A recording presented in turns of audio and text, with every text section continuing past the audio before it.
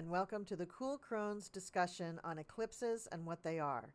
In this short video, I'm going to explain the mechanics of an eclipse and what you do to work with them. What are eclipses? And why do astrologers make such a big deal about them?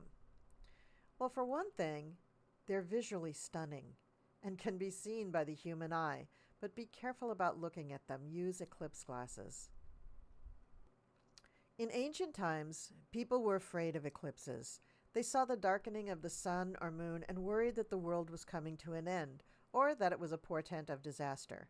Astrologers began marking the timing of eclipses and were able to tell the rulers and kings that eclipses were powerful, but not always disastrous. In fact, they often heralded the birth of a new king, queen, or leader. And just as often, they marked their death. They are also harbingers of big changes, which is why they get a bad rap for being disastrous. Big changes in the opinion of the universe very often have to do with large natural disasters like earthquakes, hurricanes, wildfires, and the like. They can also relate to big changes in your life: birth, death, job loss, a long-distance move, career change, divorce, etc. What causes eclipses? An eclipse occurs when the moon gets between the Earth and the sun, or the Earth gets between the sun and the moon. A solar eclipse only occurs during a new moon. It's the result of the moon getting in between the Earth and the sun. This can form an illusion that looks like a ring of fire. A lunar eclipse occurs when the moon moves into the Earth's shadow. So the Earth is between the moon and the sun. This lineup can only happen during a full moon when the sun and moon are opposite each other in the sky. At a lunar eclipse, the moon can appear almost blood red because of the reflection from the Earth. This is NASA's explanation. The sunlight passes through Earth's atmosphere, which filters out most of the blue light. This makes the moon appear red to people on Earth. Why don't we have eclipses all the time? The positions of the sun, moon, and earth. The sun, moon, and earth. And here's more little moons and earths all around this circle. The positions have to line up just right in order to create an eclipse situation. Earth orbits around the sun, and we call the plane of that orbit the ecliptic plane. The moon orbits around the Earth, and her orbit is at a little angle to the plane of the ecliptic. It's about 5 degrees. Because of this 5-degree difference, sometimes the moon is too high or too low to create the eclipse. It's only when it crosses the ecliptic exactly that the eclipse occurs, and we get the amazing visuals shown on the previous slide. The north and south nodes. Where the moon, here's the orbit of the moon, this lower circle. Where the moon crosses the ecliptic, here's the orbit of the Earth around the sun, the ecliptic. We have a demarcation called the nodes. This little point where they cross. That's the nodes.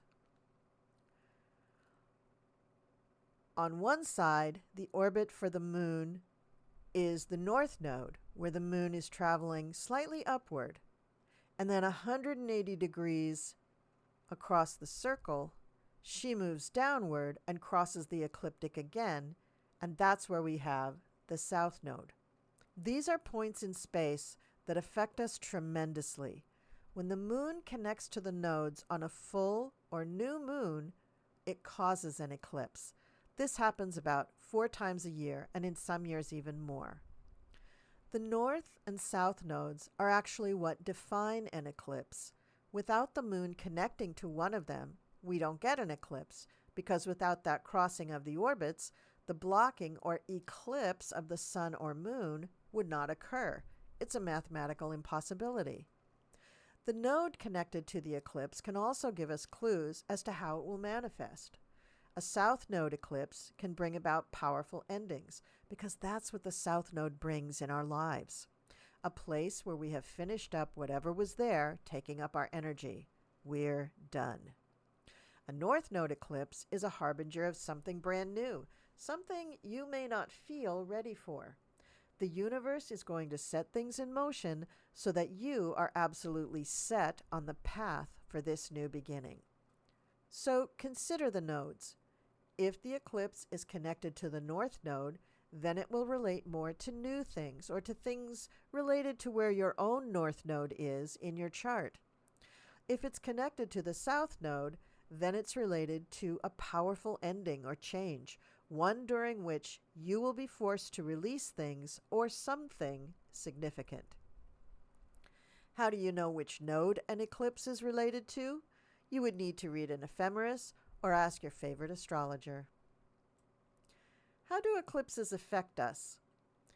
Eclipses are really powerful lunations. Think of them like full moons or new moons on steroids. Eclipse energy is very unpredictable and often brings about endings and beginnings that you don't even choose. Throughout history, leaders and monarchs were born on eclipses. Eclipses can also signal the death of a king, queen, or ruler. In ancient civilizations, they were interpreted as potential apocalyptic events. It's no surprise that they have a powerful effect on us and usually deliver their fair share of drama. What is the astrological effect of a solar eclipse? Similar to new moons, solar eclipses bring about periods of change and new beginnings. Whichever area in your birth chart the solar eclipse occurs is where you will experience tremendous change. What are the effects of a lunar eclipse? Like solar eclipses, lunar eclipses also usher in unexpected change. But, similar to the full moon, this period is all about letting go and releasing. This super powerful full moon shines a karmic light on our path and forces a course correction. It often removes what is no longer serving us, even if we may feel like we're not ready for it. What else should I know about eclipses? Eclipses are a time for you to grow. There are big lessons here for you. Allow the universe to teach you. Eclipses speed up timelines. They can bring breaking points where we're inspired to finally make a change. Many times, the events brought about by the eclipse can help you accept that a change needs to be made whether you want to or not. You may have resisted this for a while, years even, but now you will no longer be able to resist. If you accept the change and work to make it happen, you can experience more of a sense of control. If you resist and the universe forces it on you, it can feel like you're out of control, a victim of the randomness of the universe. Accepting these things is a part of your soul's evolution. Many times, eclipse energy will hit you a week or a month in advance or a week or a month after the eclipse. And sometimes, the eclipse starts the process of great change in your life, only to finish it up when a significant planet hits the same degree in your chart. And in the interim, you will go through many changes needed to accept and manifest that change. Trying to work magic under an eclipse is not advisable. This is a time to work on yourself and to listen to the energetic clues you're getting. Tune in to the energies within and listen to what they tell you. This will allow you to release that which no longer serves you and to make room for something new in your life. Obviously, the degree of the eclipse is quite important and will point you towards what will be affected by the eclipse. During this time, slow down, drink lots of water, and reflect. Meditate on where you are and visualize where you'd like to be. Think on the new beginnings, endings, or changes you'd like to call in. Finally, do not fear eclipses. They are part of the wonderful mosaic of energies brought to us by the planets to help us evolve and learn on this amazing ball called Earth. Thank you for watching this video about eclipses. I hope you learned something. Astrology is a wonderful tool to help you understand the world you were born into. It was my pleasure to explain eclipses to you, and I hope you will like, share, and subscribe to my channel. Thank you so much.